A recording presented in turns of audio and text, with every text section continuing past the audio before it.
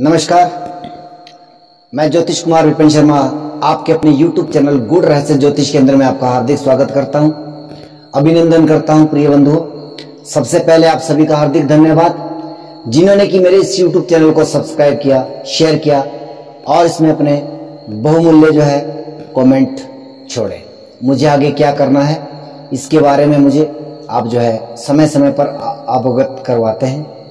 विषय आज थोड़ा अलग, जैसे कि आप पिछले कुछ समय से देख रहे हैं, हमारा जो भारतवर्ष है, यहाँ पर कई प्रकार के तीज त्योहार और विभिन्न प्रांतों के अलग अलग रीति रिवाज से मनाए जाते हैं।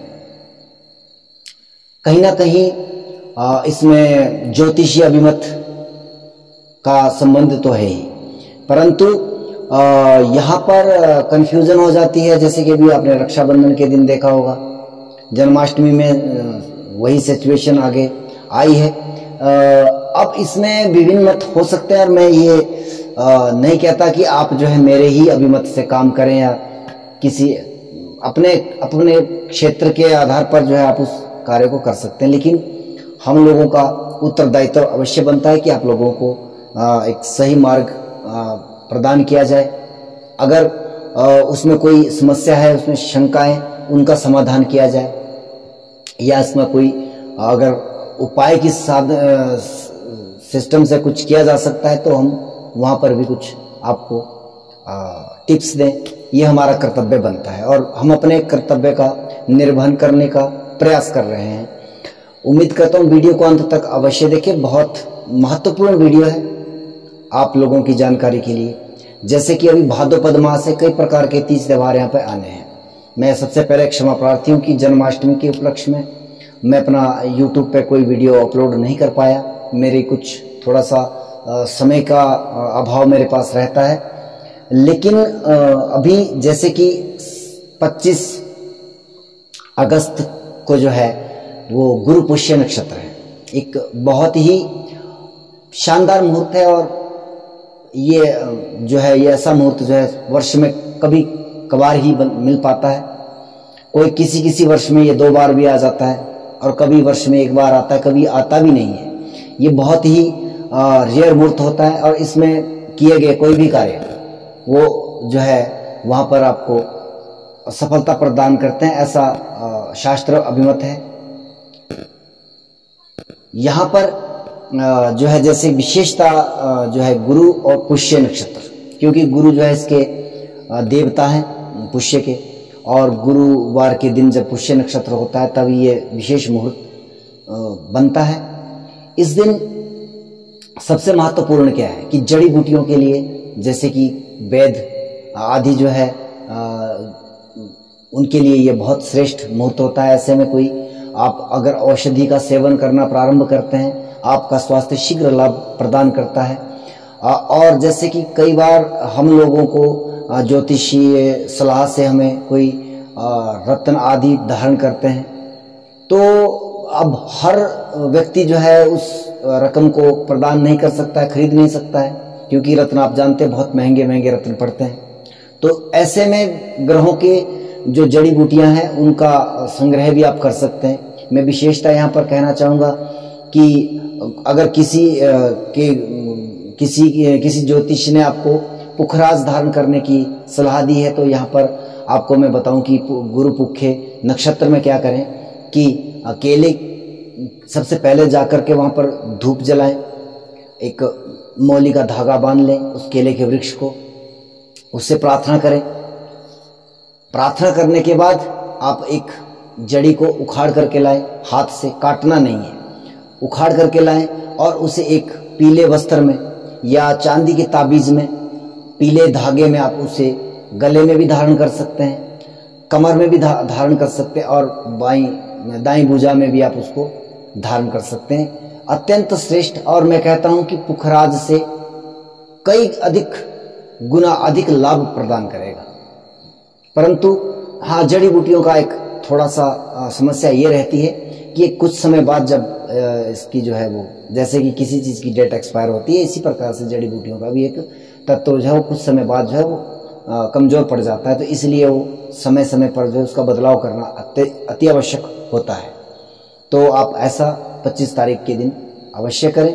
दिन के लगभग, मैं एग्जैक्ट टाइम अभी मेरे दिमाग में नहीं है, क्योंकि आप जानते हैं कि मैं कोई स्क्रिप्ट लेकर के नहीं बैठता हूँ, मुझे याद आ गया इसलिए मैंने कह दिया। हालांकि मैं विषय कुछ और कहना चाह रहा हूँ।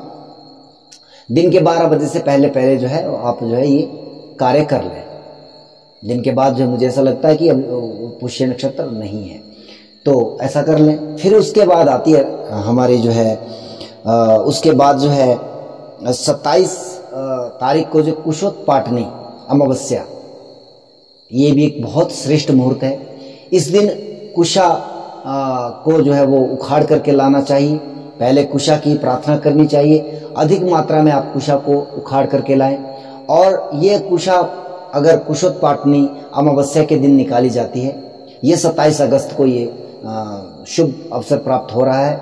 आप इसे अपने घर में रख सकते हैं और इसे जो है 1 वर्ष तक आप इस्तेमाल कर सकते हैं। विशेषता ये यहाँ पर इसको, और जैसे कि हिमाचल आदि के क्षेत्रों में जो इसको डग्याली अमावस के नाम पर भी जाना जाता है। यहाँ पर और भी बहुत सारी परंपराएं हैं। अन्य प्रांतों में इसको कुशोत्पाटनी या अन्य किसी प्रकार से शायद आप वहाँ के हिसाब से इसको देख लीजिएगा। तो ये 27 अगस्त को है कुशोत्पाटनी।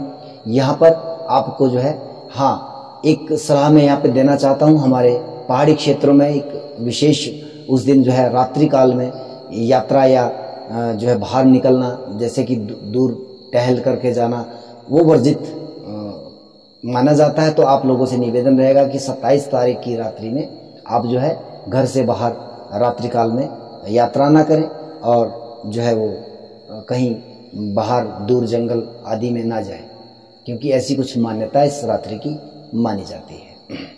कुछ क्योंकि जो भाद्रपद मास है, कुछ ये बहुत सारे जो है नकारात्मक ऊर्जा लेकर के भी आता है इस प्रकार की।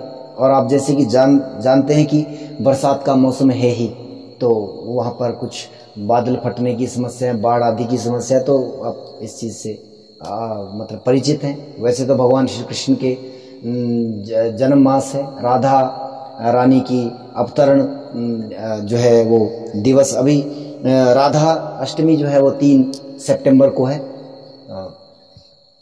यह पर मैं विशेष एक जो जिस विषय को लेकर के आया हूं उसको कहते हैं कलंक चतुर्थी, पत्थर चौथ भी इसको कहीं कहीं कहा जाता है।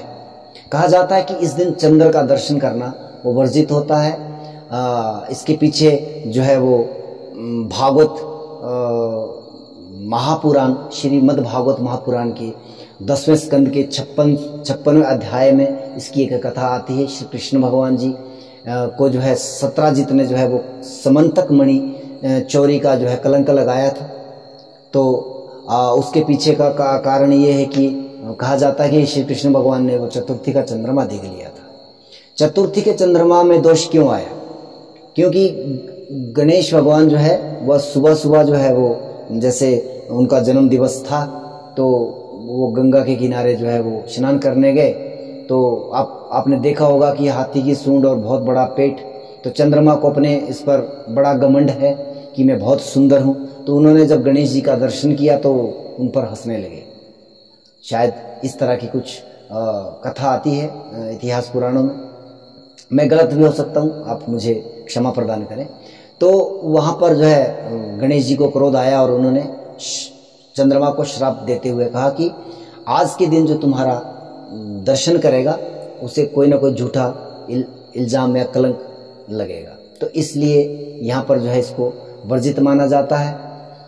और अगर आप जो है उस रात्रि को दर्शन कर ही लें तो इसके पीछे का समाधान भी यही है कि आप भागवत महापुराण के 10वें स्कंद के 56वें अध्याय का पाठ श्रवण करें, इसकी कथा श्रवण करें, या जो है आप इसे स्वयं पढ़ें। अब ये किस दिन हो रहा है? जिस दिन यहाँ पर एक, क्योंकि ये भी थोड़ा सा विषय इस बार या हर बार इस तरह से ही होता है, उत्तर भारत में जो है चतुर्थी के चंद्रमा का दर्शन वर्जित माना जाता है अगर रात्रि काल में चतुर्थी है तो।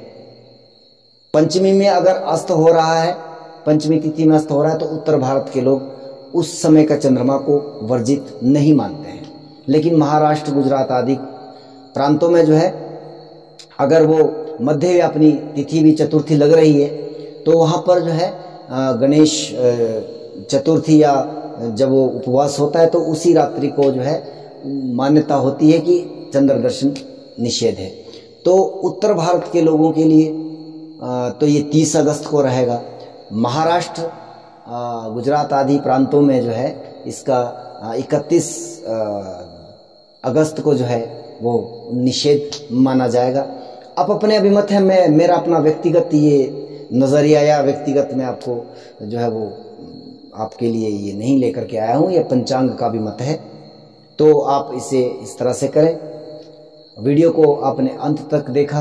अन्य विषयों को देखने के, सुनने के लिए आप मेरे इस YouTube चैनल को सब्सक्राइब करें, इसे शेयर करें और बेल आइकन को ऑल पर क्लिक करें, ताकि मेरे वीडियो के जो अपलोड होते ही आपको उसकी नोटिफिकेशन प्राप्त हो जाए। जय सिया राम। आप सभी का हार्दिक धन्यवाद।